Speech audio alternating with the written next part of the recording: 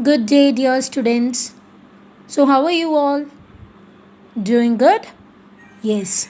So, sit straight, join your hands, pray for 2 seconds before moving to the third part of our story. Ask God to guide you and help you. Okay. So, last class we finished the second part of our story. That is the serpent taking a decision about the old lady and her property. Yes, now we are moving to the third part of our story. Days passed, and as ill luck would have it, Algu Chowdhury found himself in a tight spot. One of his fine pair of bullocks died, and he sold the other to Samhu Sahu, a cart driver of the village.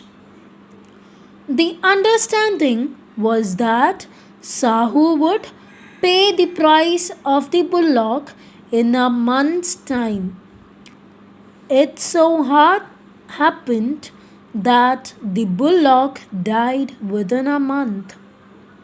Several months after the bullock's death, Algu reminded Sahu of the money he hadn't yet paid. Sahu got very annoyed. I can't pay you a penny for the wretched beast you sold me. He brought us nothing but ruin. I have a bullock.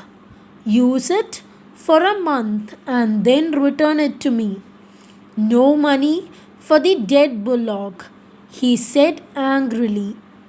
Algu decided to refer the case to the panchayat. For a second time in a few months, preparations for holding the panchayat were made, and both the parties started meeting people seeking their support. The panchayat was held under the old banyan tree. Algu stood up and said, "The voice of Panch is the voice of God. Let Sahu nominate the head Panch. I will abide by his decision." Sahu saw his chance and proposed the name of Jumman. Algu's heart sank and he turned pale. But what could he do? The moment Jumman became head Panch, he realized his responsibility as judge and the dignity of his office. Could he, seated in that high place, have his revenge now? He thought and thought. No, he must not. Allow his personal feelings to come in the way of speaking the truth and doing justice. Both Algu and Sahu stated their cases. They were cross examined and the case was considered deeply. Then Jumman stood up and announced, "It is our opinion that Sahu should pay Algu the price of the bullock. When Sahu bought the bullock, it suffered from no disability or disease. The death of bullock was unfortunate, but Algu cannot be blamed for it." Algu could not contain his feelings. He stood up and said loudly over and over again, "Victory to the panchayat! This is justice. God lives in the voice of the panchayat or the panch." Soon after, Jumman came to Algu, embraced him and said, "Since the last panchayat, I had become your enemy. Today I realized what it meant to be a panch.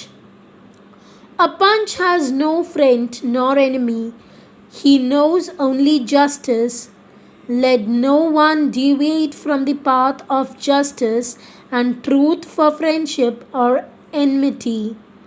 Algu embraced his friend and wept, and his tears washed away all the dirt of misunderstanding between them. So, just think or just imagine you and your friend as Algu and Jumman. Imagine that one of you are the class leader. So, will you show partiality to your friends? At times you do, right? But through this story, it is telling you when you are a leader, you have to stand with justice. There, everyone is in same shoes. You cannot show partiality to your friends, not your other classmates or to other people. So, through this lesson, you are getting a lesson for your life also. Okay? So, what it is? What is the lesson you got from it?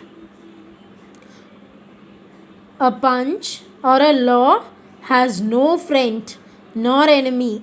He knows only justice. Let no one deviate from the path of justice. So, always you should stand with truth. Okay? With that, our lesson, The Fair Play, is coming to an end. And this lesson is written by, or it is retold by, Prem Chand. Okay? Yes.